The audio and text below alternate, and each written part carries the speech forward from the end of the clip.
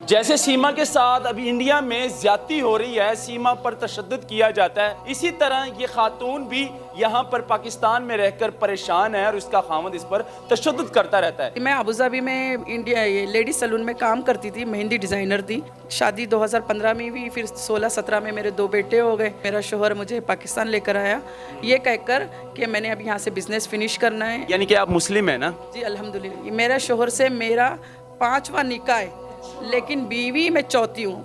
मेरे को तशद्दुद करता था, मारता था और इस तरह से मारता था 2-2 घंटा मैं बेहोश पड़ी रहती थी। मेरी माँ फोत हुई, मैं नहीं गई कि इसलिए नहीं गई क्योंकि मेरे बच्चे छीने जाएंगे, मुझे वापस आने का मेरे पास कोई सोर्सेस नहीं था। इंडिया से आई ये खातून पाकिस्तान में रहकर अब इस पर तशद्दुद किया जा रहा है खामन की तरफ से। यानी कि ये इंडियन खातून है जो कि पाकिस्तानी शख्स के साथ इसने शादी की और 2 बच्चे पैदा किए, लेकिन वो शख्स अब इस पर तशद्दुद करता है और कहता है कि वापस अपने मुल्क इंडिया चली जाओ, लेकिन अकेले जाना, बच्चों को ना लेकर जाना। इतनी बड़ी ज्यादती हो रही है इस खातून के साथ। अकेली है, ना तो यहाँ पर इसका कोई है और ना ही इसका कोई रिश्तेदार है यहाँ पर पाकिस्तान में, और इंडिया में है जो भी है इनका।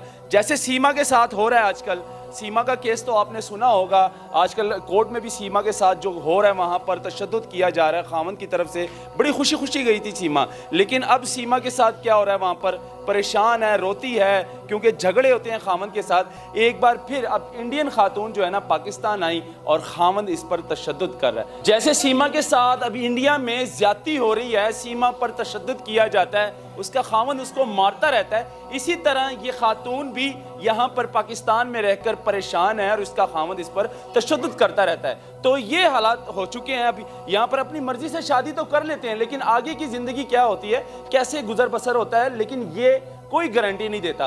अब इनसे बात जानूंगा कि आखिर शादी कैसे हुई, पाकिस्तानी जो शख्स है वो आपको मिला कैसे, मुलाकात कहाँ पर हुई, आइए इनसे बात करते हैं। अस्सलाम वालेकुम। वालेकुम सलाम। इंडिया से आई हैं? जी मैं इंडिया मुंबई शहर से। नाम क्या? मेरा नाम फरजाना बेगम है। अच्छा, फरजाना बेगम, आप ये बता दें कि शादी कैसे हुई, ये पाकिस्तानी शख्स के साथ आपकी मुलाकात कैसे हुई? जी मेरी शादी, मैं अबूधाबी में इंडिया लेडी सैलून में काम करती थी, मेहंदी डिज़ाइनर थी।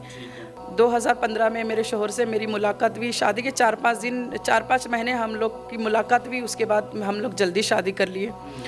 शादी 2015 में हुई, फिर 16-17 में मेरे 2 बेटे हो गए, फिर और 18 और 19 के बीच मेरा शोहर मुझे पाकिस्तान लेकर आया ये कहकर कि मैंने अब यहाँ से बिज़नेस फिनिश करना है, अभी हम पाकिस्तान में ही रहेंगे। आपके खामन जो थे वो भी दुबई में जॉब करते थे? जी अबूधाबी में उनकी कंपनियाँ हैं 2, मिर्ज़ा यूसुफ इलाही नाम है उनका।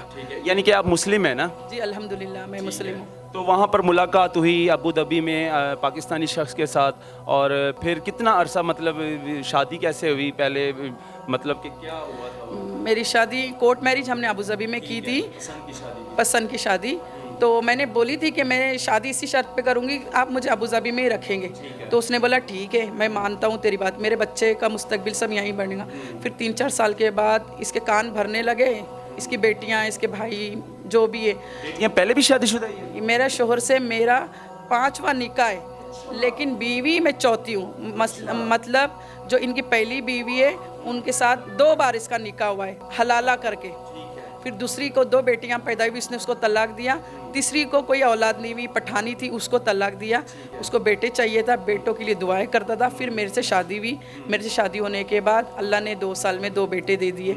मैं यही सोची अल्लाह से कि अल्लाह पाक ये तो बेटों के लिए सबको तलाक देता, अभी मुझे अल्लाह ने बेटे दे दिया, शायद मुझे सर आँखों पर उठा के रखेगा। लेकिन इसका सारा उलट हुआ मेरे साथ। 2-3 साल के बाद इसने बोला कि मैं पाकिस्तान शिफ्ट होना है। मैं राज़ी नहीं थी, लेकिन फिर भी मैं अपने बच्चों के लिए आई पाकिस्तान। इसने कहा अगर तूने पाकिस्तान नहीं आना तो तुझे मैं तलाक दे दूंगा, बच्चे छीन लूँगा। मैं बोली मैं अब इंडिया में हूँ और ये चला गया ऑलरेडी पाकिस्तान बच्चों को लेकर, मेरे लिए तो मसला बन जाएगा अगर ये बच्चे छीन लिया और वहाँ से मुझे तलाक दे दी। तो मैं दौड़ते दौड़ते वाया श्रीलंका, फिर मैं पाकिस्तान आई। पाकिस्तान आने के बाद 2-3 महीना अच्छा गुजरा। फिर इसकी बेटियों ने मुझे देखा, इसकी 4 बेटियाँ जवान है, फिर इसकी बहनें, इसके भाई सब मिलके मेरी लाइफ में इंटरफेयर करने लगे। इंडियन ऐसी है, इंडियन वैसी है, इंडियन का कल्चर ऐसा ही है, इस तरह बात करती। तो मेरे शोहर के कान भरने लगे, उसका ब्रेन वॉश करने लगे। फिर ये सास और आपके ससुर हैं? नहीं, सास ससुर नहीं है, सिर्फ उनके बहन भाई भाई और इसकी सौतेली बेटियाँ, इसकी बड़ी बीवी। सौकन मेरी, इन लोग सब मिलके फिर मेरे शोहर को इस तरफ लेकर आए कि वो मेरे को तशद्दुद करता था, मारता था और इस तरह से मारता था 2-2 घंटा मैं बेहोश पड़ी रहती थी, आजू बाजू किसी को कुछ पता नहीं चलता था। क्यों इतना मारता है? मतलब कि ज़हन तवाज़ुन ठीक है उसका, कोई नशा वगैरह? नहीं, इसकी उम्र 66 है, हो सकता है इसको बुढ़ापे का कोई असर है, या तो हो सकता है इसको औरतों का चस्का है, हो सकता है इसके अंदर एक औरतों की मत शादी करो, इस्तेमाल करो। पाकिस्तान में अकेली हैं? मैं बिल्कुल रिश्तेदार? अकेली हूँ, मेरी कोई रिश्तेदार नहीं है, कोई साथ दे- सहेली, कोई साथ नहीं दे रहा है मेरा, सिवाय न्यूज़ वाले के आते हैं, न्यूज़ वाले रिपोर्ट करते, 2-3 न्यूज़ वायरल। पुलिस के पास आप गई जब आप पर तशद्दुद हुआ? जी, मेरे पर जब थाना तशद्दुद, कौन सा लगता है? शेखोपुरा फैक्ट्री एरिया, थाना फैक्ट्री एरिया शेखोपुरा, ठीक। पुलिस क्या कहती है?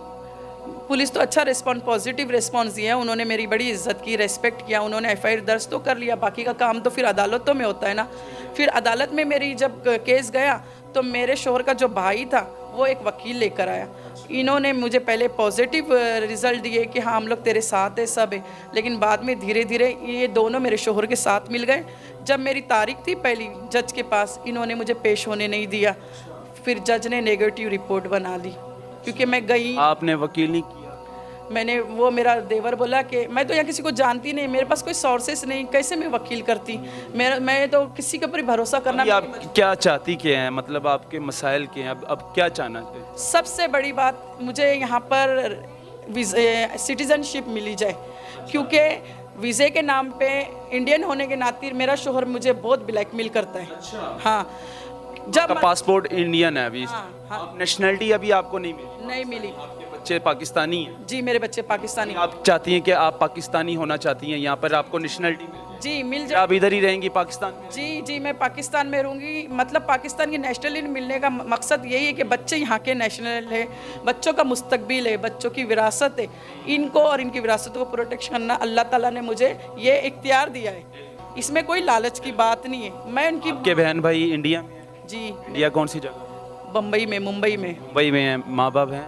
माँ बाप नहीं है, माँ बाप फोत हो गए। बहन भाइयों से मुलाकात बात होती है व्हाट्सएप? बात होती है मेरे, अभी क्या तो कहते हैं? वो यही कहते हैं, अभी उन्होंने जब मेरे न्यूज़ में रिपोर्ट देखी तो बड़ा खुश हुए कि अल्लाह पाक तुझे कामयाबी दे, तेरे बच्चे तुझसे मिलाए, हम लोग तेरे याद साथ आते हैं। हैं? बहुत याद आते हैं। मैं तो, मेरी माँ फोत होगी तो मैं क्या गई, टाइम? मेरी माँ फोत हुई, मैं नहीं गई, कि इसलिए नहीं गई क्योंकि मेरे बच्चे छीने जाएंगे, मुझे वापस आने का मेरे पास कोई सोर्सेस नहीं था। तो आती हो? मेरी माँ तड़प तड़प के चले गई।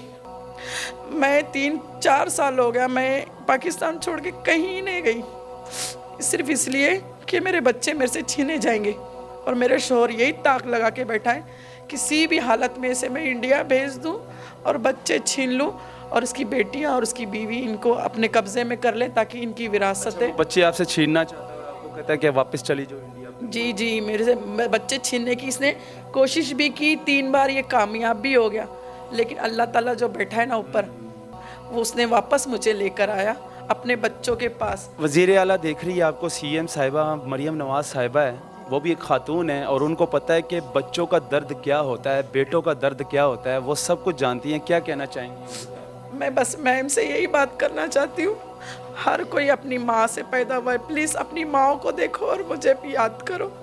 मैं भी बेबस मजबूर माँ हूँ, मेरा यहाँ कोई नहीं है, मुझे पाकिस्तान की नेशनलिटी दी जाए ताकि मेरे बच्चे मुझसे ना छीने। वज़ीर आज़म साहब आप देख रहे हैं, शहबाज शरीफ साहब, ये एक खातून इस टाइम इतनी अकेली हो चुकी है, बेबस हो चुकी है, क्योंकि इसका कोई रिश्तेदार नहीं है, कोई अपना नहीं है पाकिस्तान में, और इस टाइम हाथ जोड़कर आपसे ये गुजारिश कर रही है कि मेरे 2 बच्चे हैं और मुझे नेशनलिटी यहाँ पर दी जाए, मैं इंडिया वापस नहीं जा सकती अकेले, मेरे बच्चे मुझसे छीनने की कोशिश कर रहे हैं। मेरा खामन का नाम क्या है?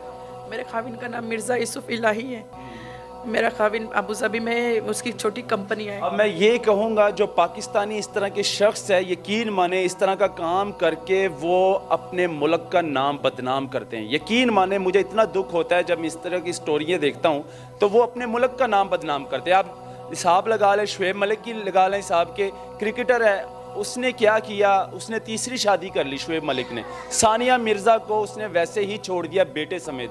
यकीन माने हमारी आंखें शर्म से डूब गई हैं।